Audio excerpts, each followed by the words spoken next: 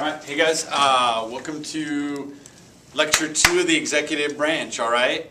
This is notes 4 through 6, alright? And just kind of as a little bit of a review, remember that as we talked about the presidency and the president last time, the president is the individual, the presidency is the office itself, alright? And that the Constitution, Article 2 of the Constitution, is broad in its nature of powers that's given to the presidency, and therefore, different moments in time. Is there a crisis? Is there an emergency? Natural disaster, wars, attack, rebellion, invasion, that kind of thing.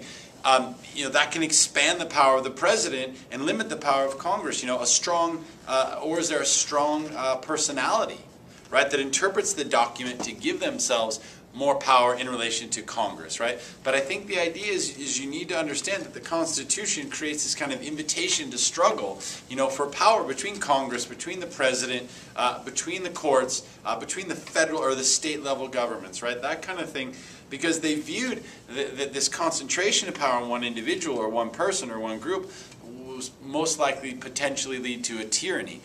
Therefore, the Constitution has these struggles within it because they wanted people checking each other's power. They wanted somebody checking people when they're making decisions. However, again, I think that we'll see that the presidency, the trend is the presidency tends to grow in moments of crisis or strong personalities, all right?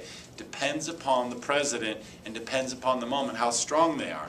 At least for a while, I think, again, early on, Congress tended to dominate the presidency, and we saw moments of presidential strength because of either personality or crisis.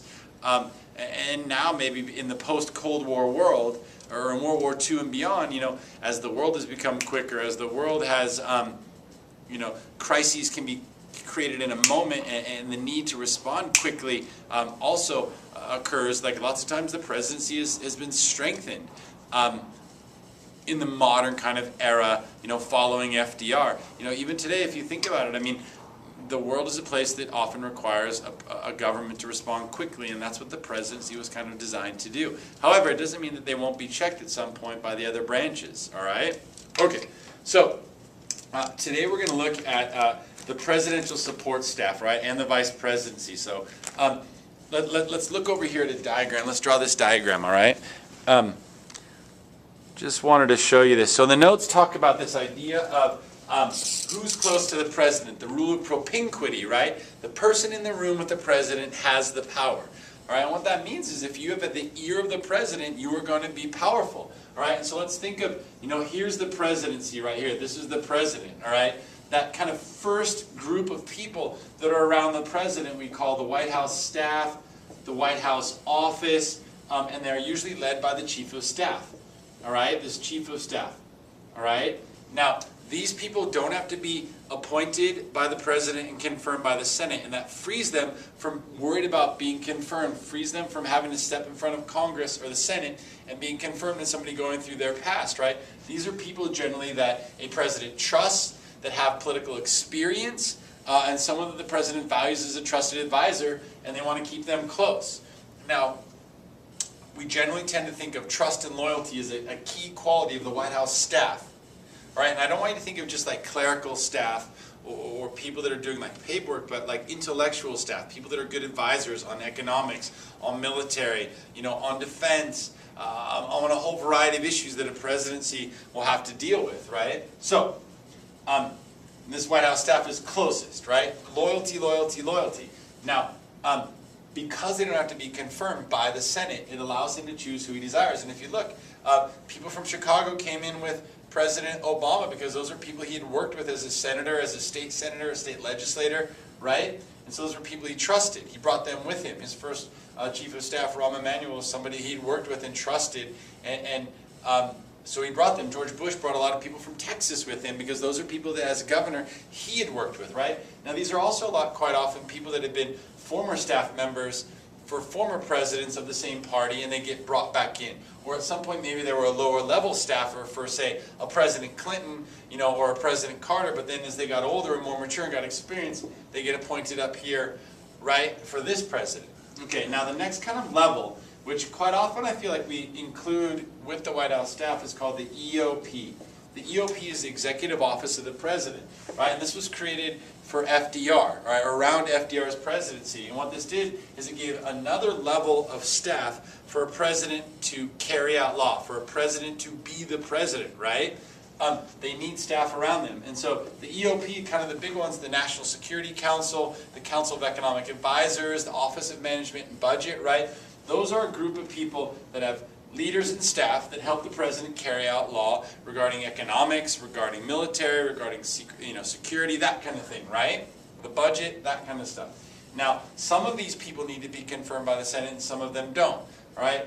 So what that means is if they have to be confirmed, like the head of the Office of Management and Budget, the head of the National Security Council, you're going to have to choose somebody that can be confirmed, but also probably somebody you trust because they're going to be working with you. Right? Just think about closeness or proximity to the president. Now this next level is the cabinet, all right? Now the key here is the cabinet is not in the Constitution, or at least specifically. The cabinet was created through tradition, all right? So this is, and there's 15 cabinet level agencies that start with the Department of State, the Department of Treasury, the Department of Defense, the Department of Energy, the Department of Education, Agriculture, Homeland Security, and so on, right? Homeland Security was the last one created by President Bush at the request of President Bush, and Congress created it for him to help him deal with security issues, right? And we'll get into that a little bit later. But these people, all right, there are roughly 3 million people that work within the bureaucracy. The heads of these cabinets run that bureaucracy, all right? So the Department of, say, Treasury, right, is part of the cabinet. This is a special agency, and it has a whole series of thousands of employees that help them carry out law. Of those thousands of employees, the top 10% are what we call political appointees, all right? And the other 90% of each of those are civil service employees, which means civil service employees got their jobs based on merit, meaning they took a test, they have a skill, and then they got their job through taking a test, filling out applications, and got hired. The top 10% are hired and fired by the president at will. Now, the top 10% of these have to be confirmed by the Senate, all right? So we're going to get into that in just a second. So this is this idea that whoever has access to the presidency is powerful, right? Now, I don't want you to think that the cabinet, some of these cabinet leaders don't have access to a president. Secretaries of State, Secretaries of Treasury, Secretaries of Defense, Homeland Security secretaries, they have access to a president if a president desires their input, all right? These people almost always have access to the president. These people as well. Now these people, it's up to the presidency, and it depends upon the moment in time, all right? Okay, so let's get back into this a little bit more. All right, so let's think about this for a minute. Again, now, there's two ways to organize your White House staff, all right? There's the pyramid structure or the circular structure. And I mean, you could probably, there's unending ways, but these are the two general ways that presidents have tended to organize their White House staff and the EOP, all right? What they've done is there's the pyramid structure, which think of it as the pyramid of the president on top, and then all these other people at the bottom having access. What that does is it streamlines access to the president. You have all these people that work in the staff or the EOP, right, and they want to get access to the president. But right before the president usually will be the chief of staff as his gatekeeper. All right, and what they're trying to do with this pyramid method is you've hired or you've chosen a bunch of people right below you as the president that you trust. They can speak for you, they have intellect, you trust them, that kind of thing, right? They have experience, all that kind of stuff. And so when people are coming to ask a president to make decisions, or when people are bringing information to a president to make decisions, those people act as kind of a filter, what gets through and what doesn't get through. Now you can think of that in two ways. One way is this idea that it allows a president to not be overwhelmed with too much information because there's that filter in between, right? Which is good. Only the most important stuff gets up there because you can imagine on a daily basis, a president's probably going to have a lot of stuff coming at them. And so you want that line of defense, or I don't know if it's defense, but this staff and this chief of staff to kind of filter for you. What's important? What can you handle without me hearing it as president, right? All right. The negative aspect to that is, the president doesn't determine who comes to him. It's that chief of staff in that front line.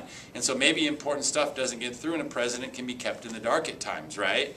I mean, you can imagine a president not wanting to be overwhelmed, but at the same time to be informed, all right? Now the other way is this circular method, and this is more information, more access. Think of like a wheel with a hub in the middle and all these spokes. what that does is more people have access to a president. There's not that filter, right, like the chief of staff in the pyramid, and that's good because the president gets more information. With more information, they can make better decisions, right? Now, on the other hand, too much information can be overwhelming, right? And then they won't be able to see the forest for the trees. They won't be able to see what's relevant and that kind of thing, and they can be overwhelmed with information. Which I just can't even imagine on a daily basis the number of people that want access to a president, right? And all the information coming at them, excuse me. All right, so now appointments to the White House staff, again, like I said, generally do not require Senate consent. And so therefore you choose people that are loyal to you, people that you trust, all right? Now on the other hand, some of the EOP, the Executive Office of the President, some of those people are going to have to be confirmed, like the head of the OMB, the head of the NSC, and the head of the CEA, all right? Okay, so now let's move over back to that cabinet, those 15 cabinet level agencies, right? All right, now again, this is not in the Constitution, it's a tradition these cabinets were created by, all right? And the first were State, Treasury, and Defense kind of simultaneously. Now, one of the things is the President, you've got to think of these 15 cabinet level agencies help the President run the entire bureaucracy. The bureaucracy's job is tasked with implementing law written by Congress, right? All right, and we're going to get into more depth of that in the next unit. But how does the President control them? Like, we know that a President can control the White House staff because there are people right around him that he can hire and fire, get rid of, like that, all right? Now, the cabinet is a little bit harder to control. The tools that a President has to control the cabinet is this. He can appoint the top 10%, the leadership in these agencies. So he can choose people that he thinks are loyal to him, that have the same political beliefs as him, that kind of thing, the same agenda, ideally. However, if we have roughly 3 million bureaucrats, 3 million people that work in the bureaucracy, and the President gets to appoint the top 10%, that is a crap ton of people. That's like 300,000 people, right? Roughly. And the President doesn't know 300,000 people. So usually what they're going to do is they're going to appoint, like, you know, that top level of the top 10% and then trust those people to get lists for them of people that work for them in that top 10%. So one, you don't know all these people. Two, or well, 3, 4, and 5, there's other things. Think about this. Who is a cabinet loyal to? Are they loyal just to the presidency? Ideally, yes, for a president. However, Congress funds them. Congress has oversight over them. Congress writes the laws that they have to implement, and therefore they're loyal to Congress. What about the interest groups or the client groups that are impacted by the decisions made by this cabinet? You know, farmers because of the Department of Agriculture, military people because of the Department of Defense, you know, oil companies, solar companies because of the Department of Energy, right? All these interest groups have a relationship with these cabinet leaders, right? And so they're pushing and asking cabinet leaders to do certain things that may be contradictory to what a president desires. Now again, a president can fire the top 10% at will, all right? They can get rid of them for any reason that they desire. So if they're totally going against a president, they can fire them and put somebody else in if they're confirmed by the Senate, all right? So now the other thing is, what about the employees in these agencies, these cabinet level agencies? You know, of the roughly 3 million people, right, that work within the bureaucracy, 2.7 million of them are civil servants, which means they get their job based on skills and merits. They're not hired and fired by the president, right? They go through a hiring process and are chosen, and it's not confirmed by the Senate. And so these people work on average 17-year careers. You know, they're there regardless of who's the president, who's the administration, right? And so you have to try to get these 2.7 million people to also do what you like, to do what you desire, right, as a cabinet leader. And then the president's going to tell you to get these people to do something.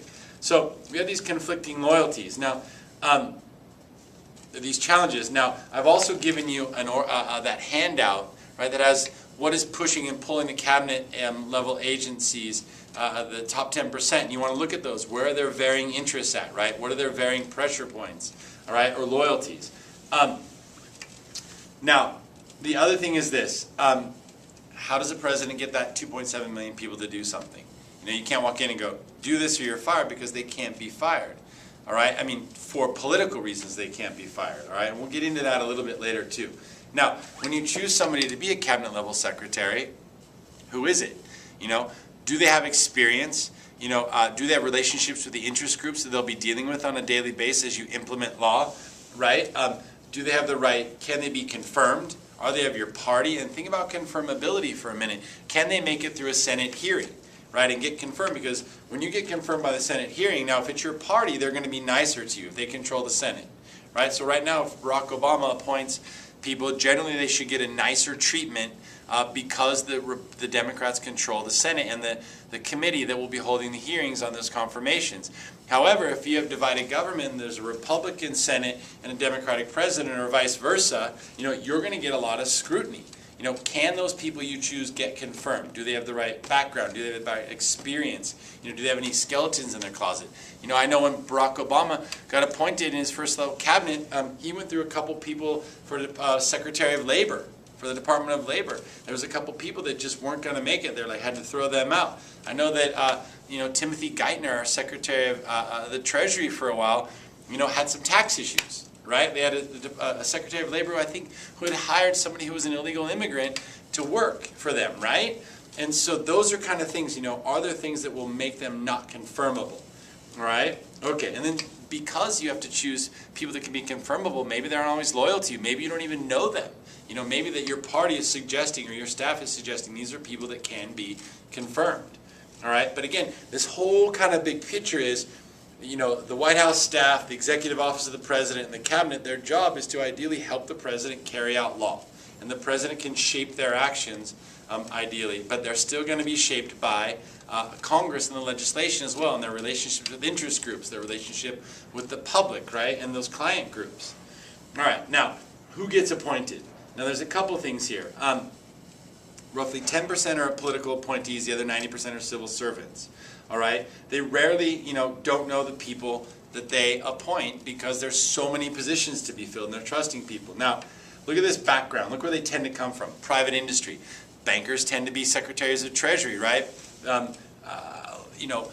People that worked with logging companies or people that worked with water companies, people that worked in, you generally tend to come from an industry that was in the area that the cabinet level agency dealt with. Agriculture, our secretaries of agriculture tend to come from states that have agriculture as an important part of their economy, right, or an important part of their life. They can come from think tanks, they can come from universities, they can come from state and local government with experience. They can be former members of Congress, that have a lot of experience in those specific issues, right? All right, most of them have some experience, all right? Very rarely do they not have some kind of government experience, so in some way, shape, or form, all right? Now, this idea of the revolving door is important, all right? We talked about it in the media. We talked about it with interest groups, all right, and iron triangles. But look at this, the revolving door. There are people, if you think about this, right now, because we have a Democratic president, the top 10% of these people will be, the appointees will be Democrats for the most part. If we had a Republican president, the top 10% would be Republicans, right? So what happens when we have a president, an election, and the party of the president changes? Those top 10% generally leave, go out the revolving door, back into whatever jobs, universities, think tanks, private industries, maybe they run for Congress, that kind of thing. They go back out the revolving door. They could go work for lobbying firms, right? They go out the revolving door, and then from in the revolving door comes all those other party that was out in the private sector, and their party now won the election. They're going to get appointed back in government. So we can see this revolving door, people going back and forth from the top 10% to private industry and back, depending upon the party of the presidency, all right? All right, so that's an intro. We have a whole unit on just kind of the bureaucracy, so we're going to get more in depth, but that's an introduction, all right? Now, finally, the last thing is the vice presidency, right? The vice president is the co-president. Now, the vice president has, well, not co-president, but the vice president is there for constitutionally a couple things, right? The presidency becomes vacant, the vice president becomes the president, all right? Now, also to preside over the Senate, they're technically the president of the Senate, but remember, they only vote in case of a tie, which is a very rare circumstance, all right? Now, traditionally, the VP hasn't been much, right? There's some quotes in the notes about, the vice presidency isn't worth, a warm bucket of spit and things like that, or John Adams, I rather, what is this quote? It's like, I choose not to be buried until I'm really dead, is Daniel Webster about not being the vice presidency. Because really, you can't overshine the president, you know, that kind of thing. So, technically, you have two constitutional duties, but there's also another job politically, is that of balancing the ticket, right? Usually a vice president candidate during the election process is chosen because they can bring more votes for a president. They're appealing, right, in some way, shape, or form. All right? Now, here's the deal. You know, 9 presidents have not finished their office, so vice presidents have come up, right? I'd say more recently, presidents have used vice presidents in a bigger role. Bill Clinton used Al Gore tremendously for a variety of issues that he let Al Gore deal with, right? George Bush Jr. brought in Dick Cheney because Dick Cheney was somebody who had a vast amount of experience, and therefore he could lean on that experience as kind of a close advisor, right? But again, you know, you see those people take a background. You know, they don't want to publicly outshine the president, even though they may be quietly advising them. You know, right now we have Vice President Biden, who is somebody who's been in the U.S. Senate for a long time and have a lot of experience on a lot of issues, and therefore, you know, President Obama chose him to balance that ticket because he was essentially a political neophyte or newcomer, and he needed that kind of experience on the ticket to balance it, and then probably as an advisor as well, right? So it depends upon the president how they will use their vice president. Some will be not very important at all, right? Some could be very important, all right? It just depends on the president and the vice president, all right? Okay, all right, guys. I will see you in class.